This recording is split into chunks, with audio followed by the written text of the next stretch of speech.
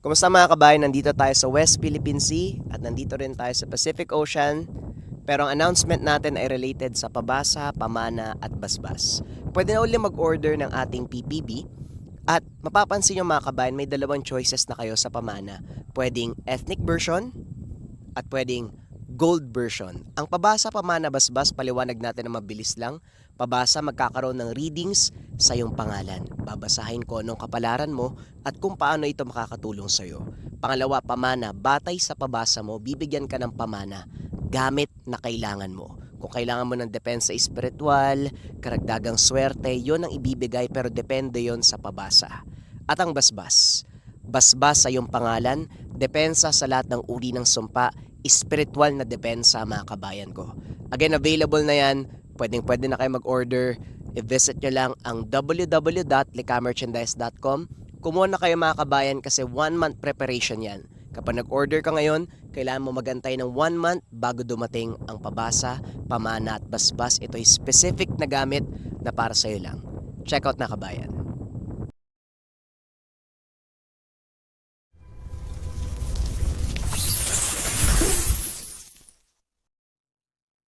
Ang kwentong ito ay hango sa totoong buhay. Mula ito sa isa nating kabayan na itago na lamang natin sa pangalang Simeon. Walang eksaktong taon, probinsya ng Siquijor. Ang mga kataw, sinasabing mapaglaro, mapaminsalang mga nilalang ng karagatan. Madalas sila ang sinisisi sa pagkawala ng mga tao, paglubog ng mga bangka, at marami pang sakuna sa dagat. Ngunit isang kaganapan ang lubusang nakapagpabago ng pananaw ng mga tao tungkol sa nilalang na ito. Ang kataw, kalahating tao, kalahating isda, mga engkantong naninirahan sa karagatan. Ang iba sa atin ay sinasabing ang mga kataw at sirena ay iisa. Ngunit ito ang isa sa pinakamalaking pagkakamali.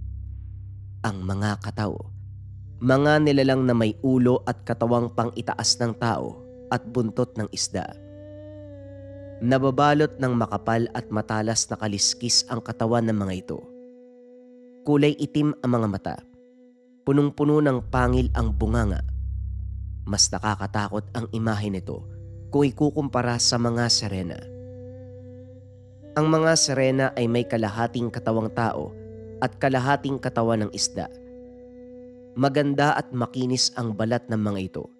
Nakaraniwang mga babae. Ang bahaging buntot naman, may makulay na palikpik at gintong kaliskis. Dalawang magkaibang lahi, ngunit parehong kinakatakutan ng mga manlalayag dahil sa oras na maengkwentro mo sa karagatan ang mga ito. Isa lang ang kahulugan. Yun na ang tiyak na katapusan. Simeon, total wala namang kayong lakad ng tatay mo. Maaari bang sulsiyan mo ang mga lambat? Hindi na kasi ako makakita na maayos eh. Medyo malabo na ang paningin ko at nanginginig ang mga kamay, kaya nahihirapan na ako magtahi. Wika ni Tatang Emeng. Sige po Lolo Emeng, hayaan niyo na po yan, ako nang gagawa. Tatapusin ko lang po yung kape ko. O sige, ibang klase ka talagang bata ka. Ilang tasa ba ng kape ang nauubos mo sa isang araw? Sa tuwing makikita kita, may hawak ka ng tasa ng kape.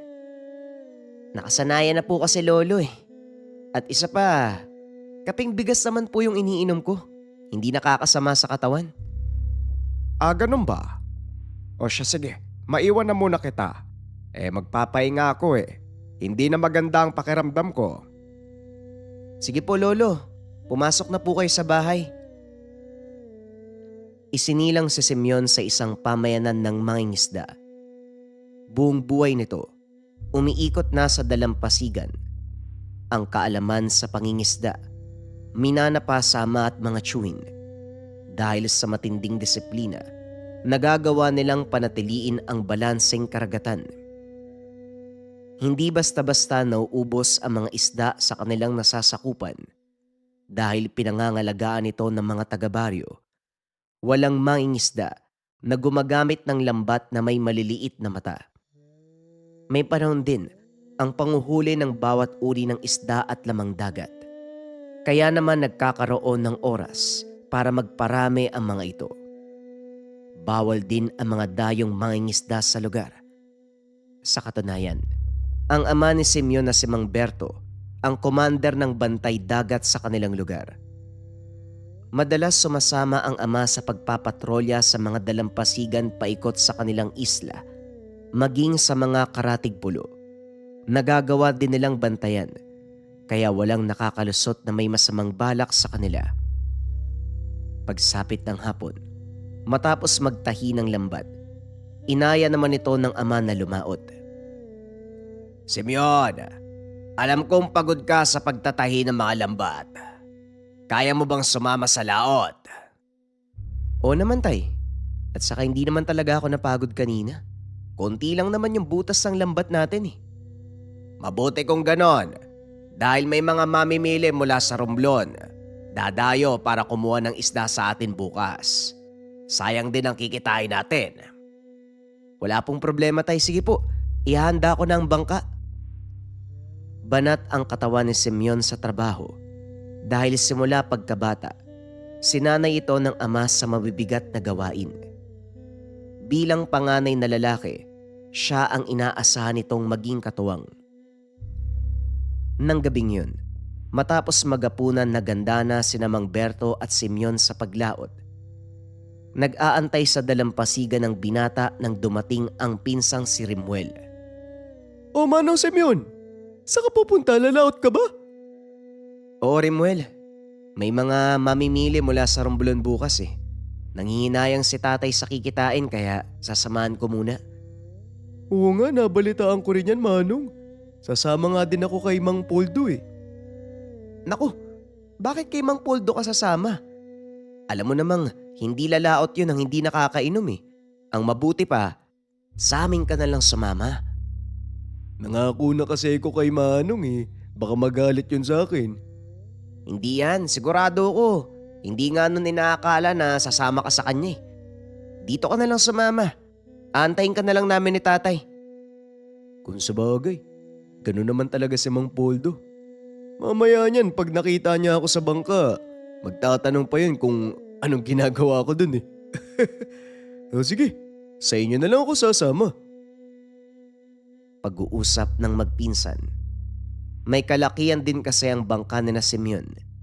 Kayang magdala ng 4 na bulto ng lambat. Maya-maya lang ay dumating na si Mang Berto. Natuwa ito nang malamang sasama si Rimuel sa kanila. Akmang papaalis na ang bangka nang mapansin ni Mang Berto ang aandap-andap na sulo mula sa kanilang bahay. Saka pa lamang nito nakilala kung sino ang papalapit nang marinig ang boses. Berto, mag-iingat kayo. Walang buwan ngayon. Kaya hanggat maaari, huwag kayo masyadong lilikha ng ingay sa dagat. Umaaligid ang mga kataw. Opo tay, alam ko po yon. Sige na po, baka lalo pang lumala yung sakit nyo eh, mahamog pa naman. Pinapaalalahanan lang kita, Berto. Lalo pat kasama mo ang 2 batang yan. O kayong 2, makikinig kayo sa mga sasabihin ni Berto ha. Opo Lolo Emeng, sige na po, pumasok na po kayo sa bahay. Alam na po namin ang gagawin. Tugon ni Simeon. Habang inaakay ito pabalik sa tahanan, matapos ay bumalik ito sa dalampasigan. Tumuloy na sa paglaot ang tatlo dahil lumalalim na ang gabi at medyo mataas na din ang tubig. Walang hangin na mga sandaling yun, kaya banayad ang karagatan. Halos wala ding agos, kaya hindi basta maanod ang kanilang lambat. Mukhang kailangan nating gumitna ng kaunti ha. Walang agos dito, ibig sabihin, ang malalaking isda nasa laot. Sige tay, maghanap tayo ng agos. Nagsagwa ng binata at pinakiramdaman ng tubig. Nang makitang pumaning pakana ng bangka, kahit hindi ginagalaw, nagpasya silang mag-arya. Matapos ibaba ang 4 na bulto ng lambat, hinayaan nila itong sumabay sa agos. Sa loob ng 4 na oras, dahil sa pagod nakaidlip si Simeon, samantalang si Rimuel naman nangawil habang nagbabantay sa kanilang buya. Remuel, gisingin mo na lang ako mamaya kung gusto mo nang matulog ha. Nang sa ganon, mapalitan kita sa pagbabantay ng buya. Sige po, Tio Berto. Sabihan ko na lang po kayo mamaya. Nakatulog na din si Mang Berto ng mga sandaling yun. Patuloy sa pangangawil si Lemuel. Ngunit dahil madalang ang kagat ng isda, nakatulog ito nang hindi sinasadya. Naramdaman ni Simeon na tila umiikot ang sinasakyang bangka. Dali-dali itong bumangon.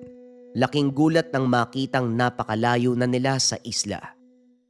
Halos hindi na matanaw ang liwanag ng kanilang baryo. Dali-daling ginising ng binata ang pinsan at si Mang Berto. Tay, mukhang naanod tayo ah. Malayo na tayo sa isla. Paano nangyari yon? Wala namang agos kanina. Pasensya na po, Tio Berto. Nakatulog po kasi ako eh. Hindi ko na malayang inaanod na pala tayo. Ay naku naman, kabilin-bilinan ko sa'yo, Remuel. Nagisingin mo ko. Kapag gusto mo nang matulog, ayan tuloy. Nasa na ang buya ng lambat natin? Hindi ko na rin makita, tay. Ang mabuti pa, paandarin mo ang makina at babalik tayo sa isla. Siguradong naanod na yon malapit sa kabilang pulo. Dali-daling pinaandar ni Simeon ang makina ng bangka. Naglayag pabalik ng isla. Sa kasamaang palad hindi nila nahanap ang buya at dahil sa panghihinayang, nagpa siya ang tatlo na hanapin ang mga gamit sa pangingisda. Sinundan ni Simeon ang agos dahil alam nito na nasa parehong direksyon ang kanilang lambat. Ngunit ang hindi alam ng binata, nasa maling direksyon na sila. Napansin na lang ni Remuel na unti-unti nang lumalakas ang alon at hindi na kinakaya ng bangka ang paghampas nito. Kailangan na nating bumalik sa dalampasigan. Hayaan nyo na ang lambat. Mahanap natin yan sa mga susunod na araw. Simeon, paandarin mo ang bangka. Dahan-dahan tayong uusad papunta sa dalampasigan. Wika ni Mang Berto. Kaso nga lang habang pabalik sa dalampasigan, biglang naputol ang kaliwang katig ng bangka. Dahilan para mawalan ito ng balanse. Lumipat ang tatlo sa kanang bahagi ng bangka na naging dahilan naman ng pagkaputol ng natitirang katig. Tuluyang tumaob ang kanilang bangka. Kahit papano nakalutang pa rin naman ang bangka. Sumampa sila. Nag-antay ng tulong na dadaan. Sa kasamaang palad lalo pang lumakas ang alon. Bumuhos ang malakas na ulan. Saka pa lamang naalala ni Mang Berto na may paparating na bagyo. Naku, naloko na. May paparating na bagyo ngayon. Bilisan nyo. Sikapin nating makausad papunta sa tabi. Hindi maganda ang mga mangyayari kapag dito tayo sa laot na abutan. Gamit ang ilang maliliit na kahoy, paunti-unti silang sumagwan papunta sa dalampasigan. Kaso nga lang mabilis ang kaganapan. Hindi na nila magawang umalis sa kinaroroonan. Kahit anong gawing pagsagwan, tila lalo lang silang lumalayo. Hanggang sa biglang nagkaroon ng magkakasalubong na daluyong, dali-daling inutusan ni Mang Berto ang dalawang binata na lumapit sa kanya upang hindi sila magawang paghiwalayin ng malalakas na alon. Kumapit kayong dalawa. Hindi dapat maghiwa-hiwalay. Remuel, huwag kang bibitiw sa katig! Opo, Manong. Diyos ko, tulungan niyo po kami. Patuloy ang paghampas ng malalakas na alon. Maging si Mang Berto na sanay sa ganitong pangyayari, tila pinanghihinaan na ng loob. Nang walang ano-ano, nakarinig si Simeon ng banayad na tinig ng babae. Sinabi niya ito sa ama, ngunit abala ito sa paghahanap ng masasampahang piraso ng kahoy. Sa isip ni Simeon, maaaring guni-guni lang ang mga narinig dahil na din sa lakas ng hangin. Ngunit habang tumatagal, tila lalong lumalakas ang boses. Sa pagkakataong iyon, narinig ito ni Remuel. Manong, narinig mo ba yun? Para may babaeng kumakanta. Oo, Remuel. Naririnig ko pero imposible. Napakalayo natin sa dalampasigan at isa pa, sino namang maglalakas loob na mamangka sa ganitong kalakas na alon? Ano ba pinag-uusapan niyo? Teka, naririnig niyo yon? Opo tay, kanina ko pa sinasabi sa inyo eh, may ibang tao bukod sa atin. Hindi tao ang naririnig niyo, Simeon, kundi mga kataw. Bilisan niyo, kailangan nating makalayo sa lugar na to. Paano natin gagawin yun tay? Hindi nga tayo makaalis sa lakas ng alon eh at sa palagay ko, napadpad na tayo kung saan. Nasa kalagitnaan ng pag-uusap ang tatlo nang biglang humampas ang napakalaking alon. Dahilan para tuluyan silang lamunin ng tubig pa ibaba. Sa lakas ng daluyong, nawalan ng malay si Mang Berto. Nagising na lang, nakasampa sa batuan. Marahang tumayo ang matanda. Hinila sina Simeon at Remuel. Maya-maya pa nagkamalay na din ang anak. Aray ko, ang sakit ng katawan ko, teka. Nasaan tayo, tay? Hindi ko alam, Simeon. Ang mabuti pa, alalayan mong maialis sa batuan nitong si Remuel. Doon tayo sa may mga puno ng nyog. Binuhat ng mag-ama si Remuel hanggang sa marating nila ang bahaging may mga nakatanim na nyog. Napatingin si Simeon sa dagat, saka pa lamang napagtanto na nasa abandonadong isla sila ng kabilang probinsya ng Romblon. Mukhang napadpad tayo sa malayo, tay. Wala pa namang dumadaang bangka o barko sa lugar na to. Napakalakas ng agos eh. Huwag kang mag-alala. Ang isipin mo na lang ligtas tayo. Madali lang humingi ng tulong. Kaya magpapahinga muna tayo. Medyo masakit pa ang katawan ko. Siguradong ganun ka din. Naupo ang binata sa ilalim ng puno ng nyog. Ilang sandali pa muli itong nakaidlip. Nalimpungatan ng binata nang marinig ang sigaw ng ama. Lumayo kayo sa akin. Hindi ako magdadalawang isip na saktan kayo. Napatingin si Simeon sa ama. Nanlaki ang mga mata nito nang makita ang mga nilalang na nasa dalampasigan. Pinapalibutan ng mga ito ang kanyang ama. Tay, ano pong nangyayari? Anong mga yan? Diyan ka lang, Simeon. Mga kataw sila at siguradong papatayin nila tayo. Dali-daling kumuha ng panghampa si Simeon at tinulungan ang ama. Laking gulat nito. Nag-alisan ang mga nilalang. Natitigan niya ang mga ito. May mahabang katawan na balot ng matibay na kaliskis ang balat. May maganda at mahabang palikpik. Saka pa lamang napagtanto ng binata na totoo ang sinasabi ng ama. Ayos lang po ba kayo, tay? Hindi ka ba nila sinaktan? Saka, bakit kasi nasa tubig kayo? Balak ko sanang kunin ang kapirasong kahoy na yon. Para kasing mula sa bangka natin eh. Teka, kung ganun, mga katawan nagligtas sa atin? Bakit mo naman naisip yon? Kanina lang. Gusto kong karnehin ng mga yan eh. Alam mo mga katao, mga uri sila ng engkantong namumuhay sa dagat. Malamang dinala tayo sa isla na ito para gawing pagkain. At kung bakit nila ako hinarang, ayaw nilang makaalis tayo. Pag-uusap ng mag-ama. Maya-maya ay biglang sumigaw si Remuel, kaya dali-dali nila itong pinuntahan. Laking gulat ng mag-ama dahil may mga halamang gamot na nakatali sa sugat nito. Manong Teoberto, may mga pangit na sirena. Bigla silang nag-alisa nang magising ako eh. Huminahon ka. Sinong gumamot sa mga sugat mo? Ha? Hindi ko rin humaalala eh. Pagkagising ko, pinupunasan na ng pangit na sirena yung mukha ko eh. Nagkatinginan ang mag-ama. Napagtanto, ginamot na mga kataw ang pinsala ni Remuel. Mukhang tama nga. Tinulungan nga tayo ng mga kataw.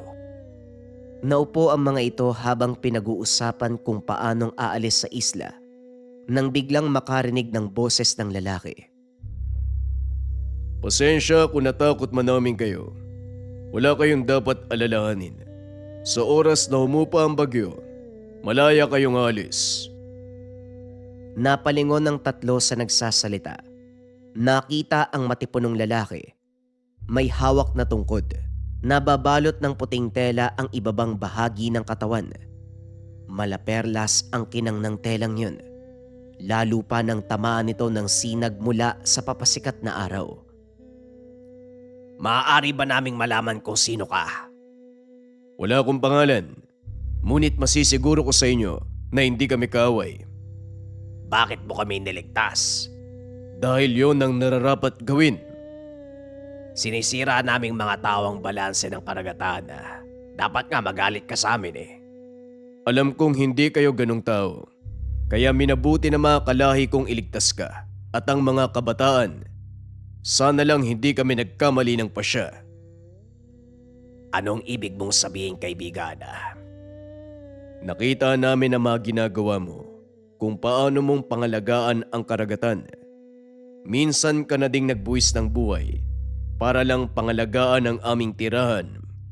Sana lang ang mga kabataang ito sumunod sa yapak mo. Nang sa ganon mas lalong mapagyaman ang karagatan para sa susunod na henerasyon. Hindi ako magkukulang ng pangaral sa kanila. Tatanawin kong malaking utang na loob ang ginawa niyong pagligtas sa amin. Habang buhay ko kayong papasalamatan. Ganun din po kami. Maraming salamat po sa inyo. Hindi na nagsalita ang nilalang. Matapos ang pakikipag-usap, tumalikod na ito at bumalik sa tubig. Ilang sandali pa tuluyan ng humupa ang malakas na alon. Mukhang maganda na ang panahon. Lumipas na ang bagyo. Dalian nyo! Mag-abang tayo ng mga bangkang dadaan. Mabilis na tumakbo sina Simeon, Remuel, upang tignan kung may mga bangkang dumadaan. Pero laking gulat nila nang makita ang kanilang bangka na nakasadsad sa buhangin. Alam ko nasira to nung tamaan tayo ng bagyo, di ba Remuel? Oo pero hindi na yun mahalaga. Sandali tatawagin ko si Teoberto. Umalis na tayo sa islang to. Nagulat si Mang Berto nang makita ang bangka na hindi man lang nagalusan. Alam ng tatlo na nawasak ito. Tumaob ng tamaan ng malakas na alon. Bago tuluyang umalis. Muling nilingon ni Mang Berto ang dalampasigan. Nag-usal ng pasasalamat sa mga nilalang na nagligtas ng kanilang buhay. Pagdating sa kanilang dalampasigan, masaya silang sinalubong ng mga tao. Laking gulat ng mga ito nang sabihin sa kanila na 7 araw silang nawala. Hindi na nagsalita pa si Mang Berto. Bago pa man makadaong, pinili nilang manahimik tungkol sa totoong kaganapan. Ito ay upang mapangalagaan ang kapakanan ng mga bago nilang kaibigan. Nang malaman na 7 araw silang nawala, nagdahilan ng mga ito na nasiraan. Naanod papunta sa probinsya ng Romblon. Ilang araw pinaayos ang makina ng bangka, kaya natagalan sa pag-uwi.